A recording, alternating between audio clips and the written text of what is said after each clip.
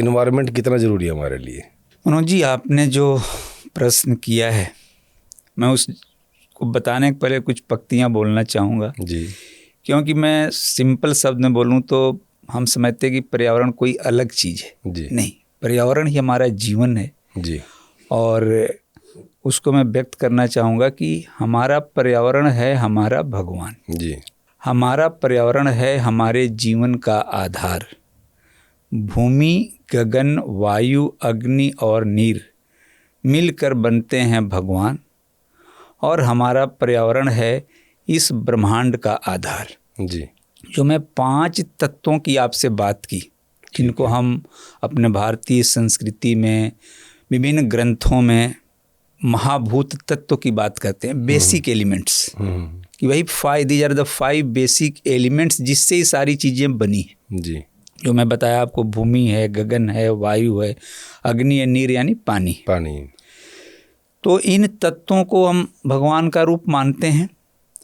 और जो बाकी डिफिनीशन निकल के आती है बाद में, जो बहुत सारे देशों ने मिल कर के इन्वायरमेंट डे मनाना शुरू किया और तरह तरह की चीज़ें शुरू हुई अवेयरनेस के तौर पे, जबकि हमारे पुरातन काल से तो हमारे यहाँ भारतीय संस्कृति में तो थी जी। लेकिन जब उन्होंने भी शुरू किया तो उन्होंने अपना अपना डिफिनीशन दिया। तो हिंदी का जो शब्द है पर्यावरण, उसको जब हम तोड़ते हैं तो उससे क्या बनता है? परिआवरण।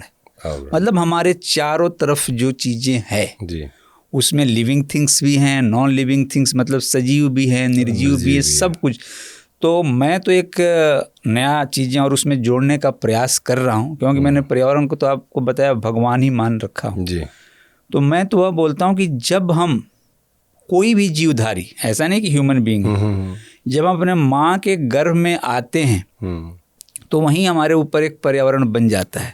और हमारी असली इन्वायरमेंट, असली पर्यावरण की शुरुआत वहीं से होती है।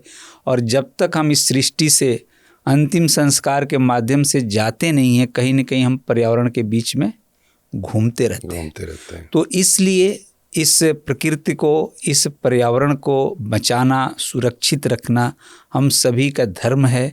और आज के दिन जब हम अपने आप को डेवलप क्रिएचर मानते हैं, विकसित प्राणी मानते हैं, अलग अलग विकसित देश, विकासशील देश अपने गोल को अचीव करने के लिए बहुत सारी चीज़ें करते हैं, तो उस टाइम कुछ लोग, हालांकि सरकारें भी प्रयास कर रही है, लेकिन कुछ लोग ज़्यादा चिंतित हैं कि भाई हमारे पर्यावरण के साथ नुकसान तो नहीं हो रहा है। तो इस बात को सोचना है, क्योंकि अगर धरती को सुरक्षित रखना है, उसमें हम बोलें पर्यावरण को सुरक्षित रखना है, तभी हमारी आने वाली पीढ़ियां सुरक्षित रह सकती हैं।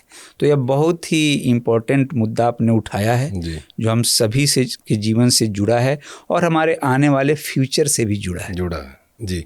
तो सर, जो आज का यूथ है उसको एनवायरनमेंट के बारे में इतनी नॉलेज नहीं है, लेकिन कहीं ना कहीं उसको सरकारों ने पीछे रखा हुआ है, या आजकल स्कूलों में वो चीज़ पढ़ाई नहीं जा रही है, कॉलेजों में वो चीज़ बताई नहीं जा रही है कि एनवायरनमेंट हमारे लिए कितना ज़रूरी है।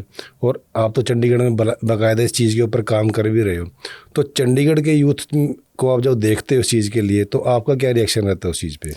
नहीं, आपने जो बताया कि यूथ को इसकी जानकारी नहीं है, थोड़ा सा मैं चाहूँगा, आपको भी सलाह करूँगा कि नहीं, ऐसा नहीं है। आजकल आप देख रहे हैं कि सोशल मीडिया के ज़माना है। हाँ, वो आपका कहना सही है, आपका भावना का मैं रिस्पेक्ट करता हूँ। आप जो कहना चाह रहे हैं कि जैसे जाके खूब मस्त होके पेड़ लगाना, पानी बचाना, उस तरह का काम नहीं है। उस तरह का अवेयरनेस बहुत कम लोगों में है।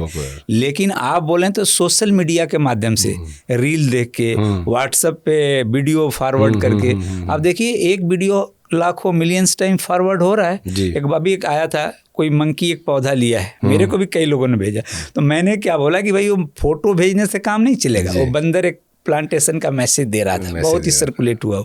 तो इन सारी चीज़ों में तो ये यूथ है, उनको पता है, क्योंकि दिन भर वो सोशल मीडिया पे लगे हैं, उसकी भी हम आगे बात करेंगे।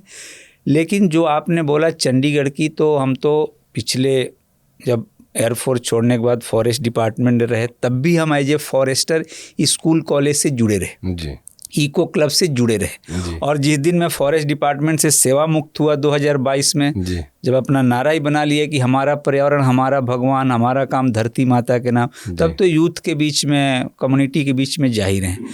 तो एनसीसी एनएसएस के माध्यम से बच्चों के बहुत सारे लेक्चर लिए, स्कूल कॉलेज में भी लिए। तो आपकी बिल्कुल बात सही है। तो उनको हम लोग तो जगाने का प्रयास कर रहे हैं। ठीक है। इवन हमारे प्रयास को एनएसएस ने भी एडॉप्ट किया है, क्योंकि हमने कुछ पर्यावरण पाठशाला जैसा कार्यक्रम चलाया था, तो उसको भी उन्होंने अप्रिसिएट किया।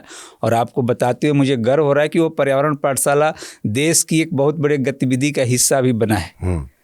कोई बड़ी संस्था चला रही है। तो अच्छी बात है कि वो चाह रहे हैं कि यूथ को जागरूक किया जाए और यूथ इस बीच में आए और आकर के पर्यावरण के लिए पेड़ लगाने के साथ, प्लास्टिक को दूर भगाने के साथ, पानी बचाने के साथ और भी बहुत सारे काम हैं, जिसमें कि हम आप पंजाब यूनिवर्सिटी की एक बात कर दूं, बार बार वहाँ प्रॉब्लम आता है कि यार heavy vehicular movement in the campus. मतलब पंजाब यूनिवर्सिटी में आप गाड़ियों पर कई बार उनको पाबंदी लगाना पड़ता है, लेकिन वो सक्सेस नहीं हो पा रहे हैं।